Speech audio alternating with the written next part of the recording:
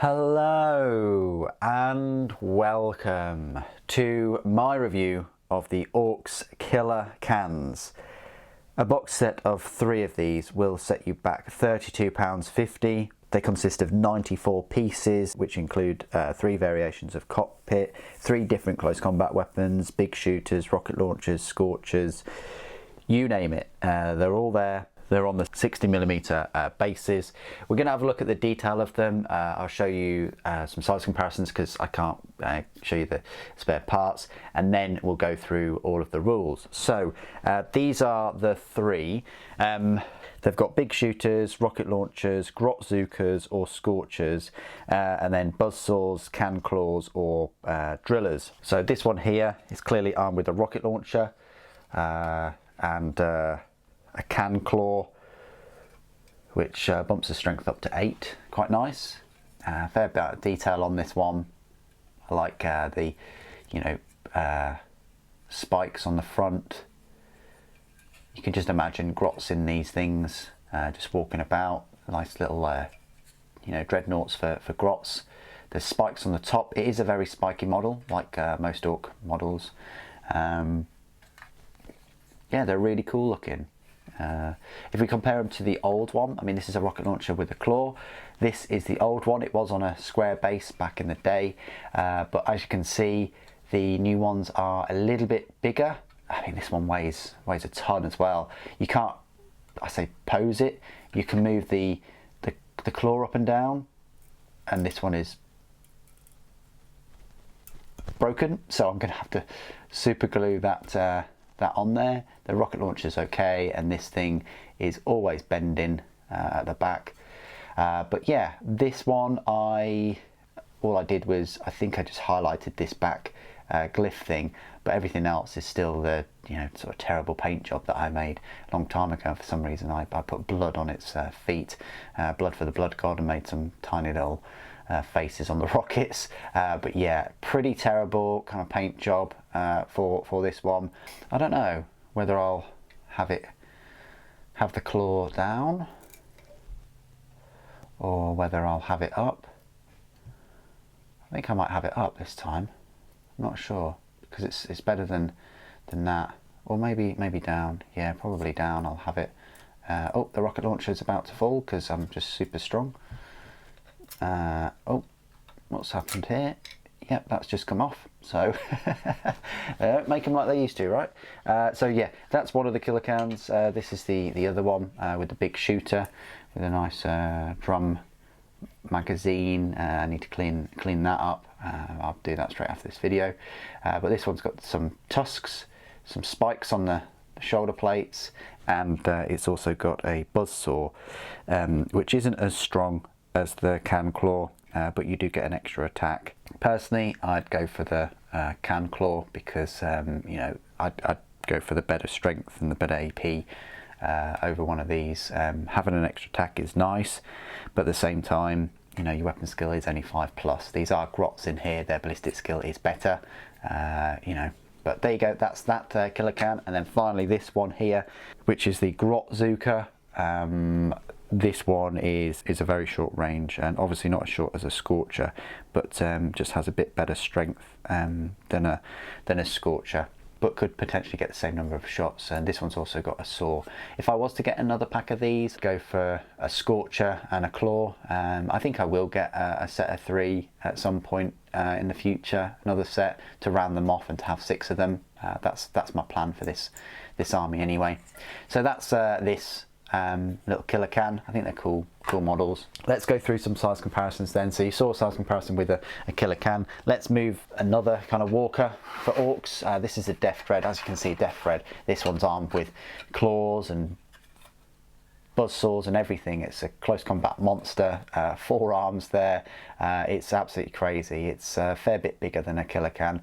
I'd probably say 1.5 times larger, I'd say.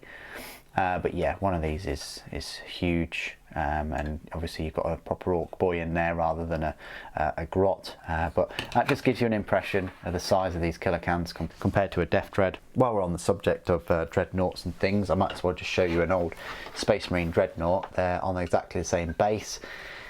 The Killa Kans are a little bit taller than a normal Dreadnought now. That's how small the older Dreadnoughts are, but yeah, of course, if we've got a Primaris Redemptor Dreadnought, then that would be a fair bit bigger than the Death Dread 2. But hopefully that size comparison has helped you. Carried on with the Ork size comparisons, I'd like to take this opportunity to present my knob on the screen, and it's right here.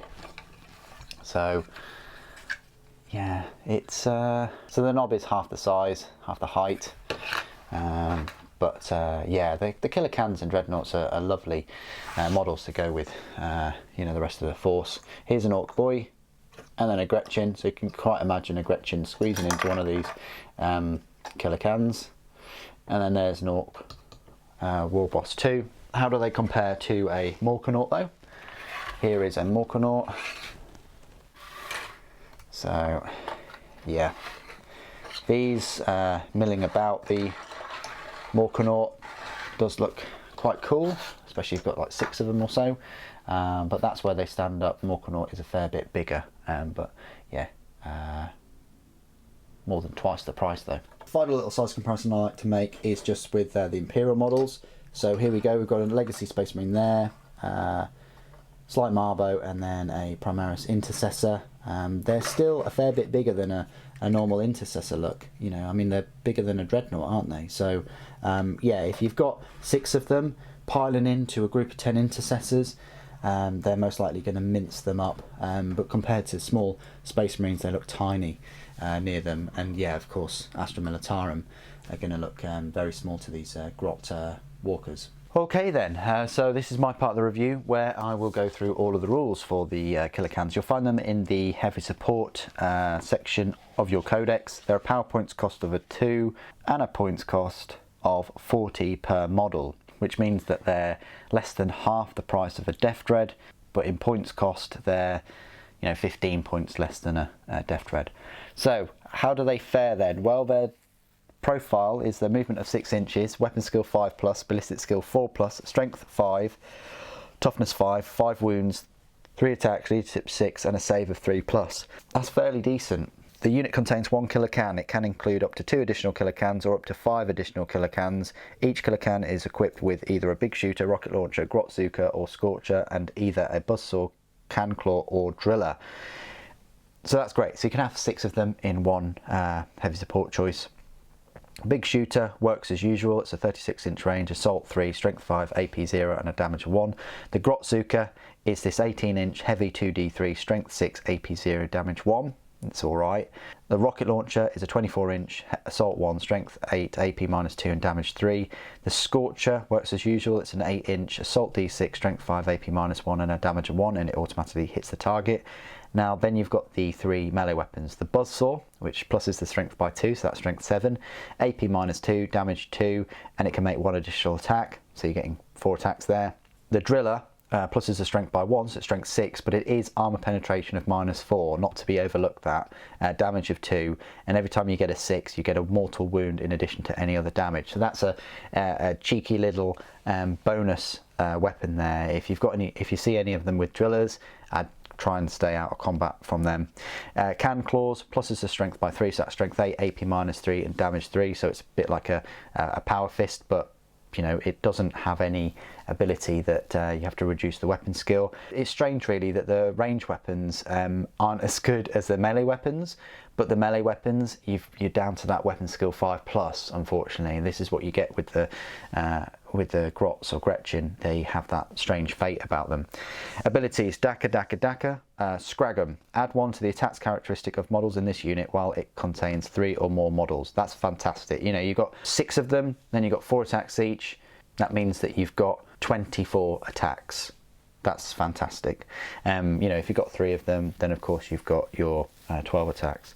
Explodes. If a model in this unit is reduced to 0 wounds, roll a d6 before removing the model from the battlefield. On a 6 it explodes. Each unit within 3 inches suffers 1 mortal wound. Keywords: Ork, Clan, Vehicle, Gretchen, Killa Kans.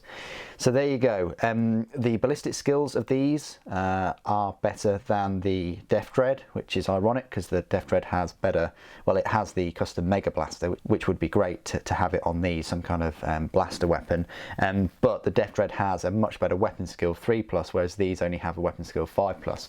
So it's a strange one. The Death Dreads completely excel in close combat with their weapon skill 3, and of course they've got their Dread Claws and Dread Swords, which have strength 10 or strength 9, whereas these still pack a punch in close combat with the number of attacks, but it's just that 5+ weapon skill that Grots are synonymous in having, and their ballistic skill of 4+. You've got big shooters, you're getting 9 shots with them. You've got your Grotzukas, which could potentially have 18 shots. You can run the risk of having rocket launchers, but you're only getting 1 shot. I mean, 6 rockets hurtle into your enemy is still quite nice, but you are paying a bit of a premium for that. They're quite survivable with their 5 wounds each and their toughness 5 and the save of 3+. It's just you're going to do a lot more damage in close combat with a Death Dread compared to these. What do you guys think of the Killa Kans though? I'm a big fan. I've been a big fan since they came out for these, which were I think £8 or £10 for the metal ones back in the day, well over 20 years ago. But what do you guys think of these plastic Killa Kans? Please do put your thoughts and opinions down below as always. Thank you ever so much for joining me today. Thank you for watching. For Gork and Mork.